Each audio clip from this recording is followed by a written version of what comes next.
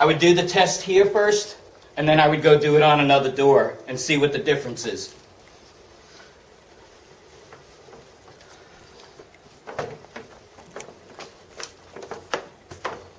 Okay.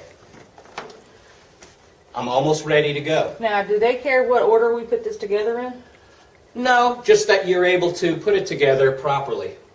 We're going to go outside, right? So. Eventually, but okay, so here's my hose end. There's a little brass fitting right here.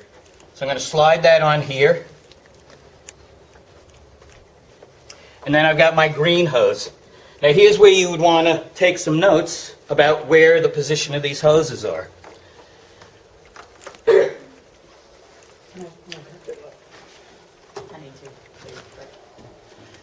Now this, remember I said with this manometer, it's really two manometers in one. And on the A channel side, on the left, this only could measure pressure, but the B side can do flow also. So since I'm only doing a pressure from inside to out, this is going to go on channel A, and it's going to go on the bottom. That's your outside line. Yeah. Now, just because I put the hose on here doesn't mean that that's where I'm reading a number here. Keep in mind, any number that ever appears in the window is always coming from the input port. I may need a hose to go to another reference zone, but sometimes my reference zone is the house, and I'm putting the hose up somewhere else, like if I want to go around and do some pressure diagnostics. So is in it the house. already reading just the natural airflow from the outside right there? That's exactly what it's doing. Okay. That's my base pressure that I'm reading right now. And what is it? Negative 0.5, 0.7. It's going to move around.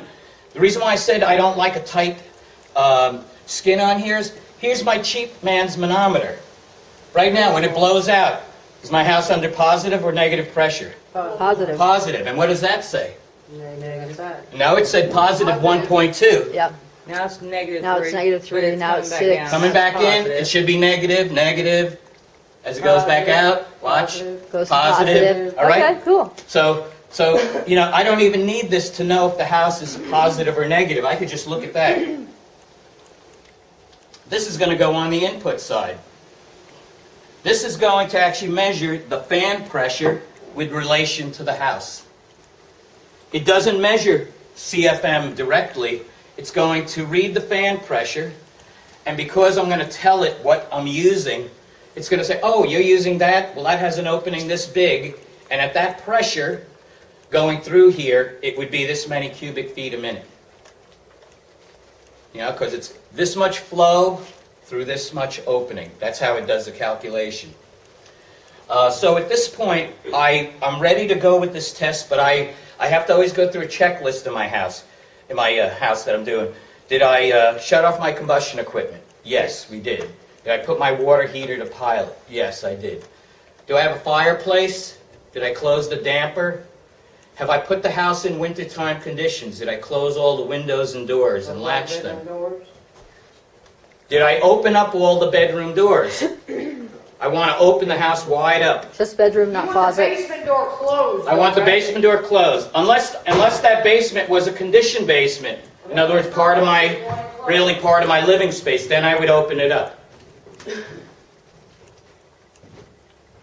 So how do you determine how big the opening you want to go through the blower? Is I'm going to, when I turn this on, there's a few things in here, and we're going to kind of go around the clock, starting at, let's say this is 8 o'clock here, where it says mode. Mode means, what job am I doing? That's the number one thing you got to do after turning this on. So there's a mode button. These come with instructions? Yes, Okay, that's all I need. you could actually you could download the instructions to how to do this from this company, the Energy Conservatory. You can go to their website. They've got instructions on how to do all these tests. All right, so I'm going to kind of go around a circle here, starting with mode. Now, you have to get pretty close to see, but why don't you who has the other manometer here, if you want to show it to someone as I'm doing this, you could be going through the same positions and you'll have it closer to see. But right now, down here in mode, it's saying PR, PR, pressure, pressure. That's something I would use when I do my combustion tests. But I'm going to move through this. I hit it once, I've got pressure and flow. I hit it again, and I got pressure and flow at 50. This is the test that I'm going to be doing. That's the job Where I'm does doing. it say that? Right there. Okay. Now the next thing I do is I go up here to 10 o'clock, and I say, what device am I using to do this test? Well, this happens to be BD3, blower door 3. And when I put it on pressure and flow at 50, by default, it went to BD3, because it knows that's usually what people use to do this test. I go over here to 2 o'clock, configuration. Right now, by default, it says open. That means that when I do this test, I'm going to take all these rings out and do the test under, I'm going to start out with an open ring. If I have a big house or a leaky house, that's how I'm going to start out. If I have a small, tight house, I'm probably going to start out with some ring in there. If I don't have the right ring in there, like let's say this house ends up being tighter than we think it is, what'll happen is with a big opening, I won't have to turn the fan up very much to get the necessary 50 pascals, but I won't get enough pressure to get a good reading here, so it's going to blink low. And that's a sign for me to then put a ring on here. When I put a ring on there, I'm restricting the opening, and it's going to have to work harder to get through that smaller opening, right? As long as it's not blinking low, then I've got the right ring. Now, by the same token, if I restrict this opening, and as I go to turn it up to 50, I suddenly reach the end of the line. The fan's going all out, and I'm not getting to 50. What that's saying is I'm restricting the opening too much to get it. I have to pull a ring out. So we went through our whole checklist. Let's see, anything else that I could think of? I don't think so. I think we're ready to go. Now, do you folks want to go outside or just do it here? Because I want to see what it looks like. as I said to Edie, as long as you are not in this flow here, there's really no more danger than the exposure we've already had in the house. No, I'm good. I'd like to see what it looks Let's like. do it. Okay. So I know that this house is very leaky, so I'm going to go right to doing it as an open fan.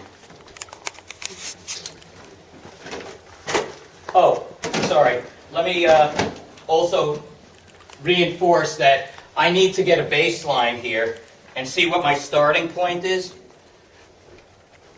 And that cover's got to be on there, because if not, then I've got equal pressure inside and out. So, of course, when you have a windy day, that's a challenge on a windy day, because I can't really get a good baseline here. And I do have some other functions in here, and one of them is a thing called baseline. This helps me kind of smooth out the highs and the lows. So I'm going to use that today. And the way I do that is I hit baseline, and it's going to blink here. It's going to say baseline. I'm going to start that process. It's going to start counting down here or counting up by the seconds. It's going to give you an average. That's right. It's going to give me an average. Depending on how windy it is, I might let that thing run for 30, 45 seconds. It's sampling about 200 times a second. It's checking that pressure, and then over that time, it's going to average it out. Baseline outside pressure. Baseline outside pressure. Or baseline, no, it's not outside pressure. It's the average pressure inside the house that keeps with relation to outside, that keeps changing. All right, so I'm doing this for 35 seconds. I'm going to hit At least enter. you know where it's at. Right, Okay, can't scare you now, right? right. All right. Now, what this number is saying now, it's saying that my base pressure is like about 2.5 positive. Even though it's still changing? it's still going to be changing. Don't worry about it too much. I've wiped out a lot of the up and down by doing that. Oh, okay. Now, it also is going to say here adjusted pascals, so that I know that this is not what I'm actually reading. I'm reading something that's been adjusted somehow. All right, at this point, I'm ready to go. Now watch this. Since I took the cover off, I'm not going to see the same kind of variation in there before, because now, even though the wind's blowing, It's, The wind's blowing, but it's not pulling any negative numbers. exactly, it's what's inside is outside at this point. So, if you want to stick your dust masks on right now and, It's in the car. Yeah, I forgot mine too.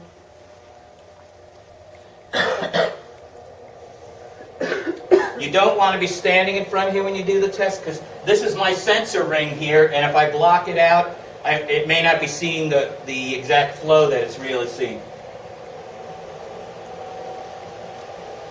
Now, did Now you, you see how it's saying low right now? Uh-huh. Fan isn't working very hard.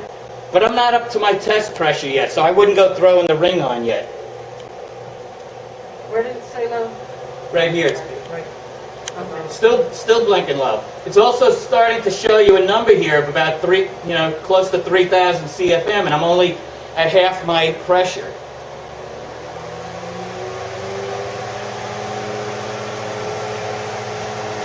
Whoa! Oh my goodness. That wasn't supposed to do that. No, it wasn't. Cool. Well, if that happens, you can still do your test and just hold it in place until you get your number. I'm going to slightly tune that down. You don't have to get to exactly 50 here, because this thing is taking this reading over a very mushy range. That's why when I said pressure and flow at 50, it's kicking in like an averaging device in there. If I just said pressure and flow, then I'm reading the exact pressure and flow, and there's no help that I'm getting. All right, so here's my blower door number for this house. It's about 2,600.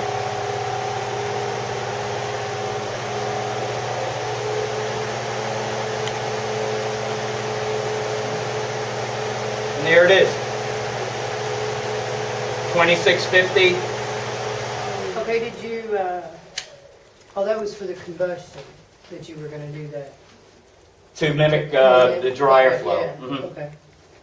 And that's all there is to it. I mean, if I eliminated all the talking, this is something that you could set up in 5 minutes and get your test. And you just let that run for like 60 seconds, right? Yeah, there's Let not, that there's run not, until it is not something that, your once left side I gets get up to 50. that test pressure and I'm there for about 15 seconds, it stabilizes, there's my number. Yeah. I don't have to keep it running any longer than that. So 2650 is the amount of cubic feet of air passing through that particular space? Every minute. Every minute. But at 50 pascals. Now, I would take that number, that 2650, and I would divide it by 19, my height-adjusted end factor, and that will tell me what my CFM natural is, like how much air naturally is going through this house every minute. So, anyone Divided got a by calculator 19. handy? Okay. Because this number really doesn't mean anything. It's just I need to exaggerate the airflow through the house to be able to get a handle on that leakage. What? 139. Big game when I said. Oh. 139.47? 139.4. That's how much is going through the house. But I think that when we did our target CFM, it was about 60? Right, because we did it on occupancy, it was Right. 60. So you could see that we have we have more than twice what we need leaking through this house. Now I just want to, we had a couple of places in here that were especially bad that I want you to go and see. I want you to go into that kitchen as I run this blower door, and I want you to feel the air that's going to be rushing down. Do you want to That- close it up or not? No. Oh yeah, we actually were going to do that, but We're gonna turn off the, we're gonna cover this. Feel it. well, since we didn't know anything. He was gonna close that. But yeah.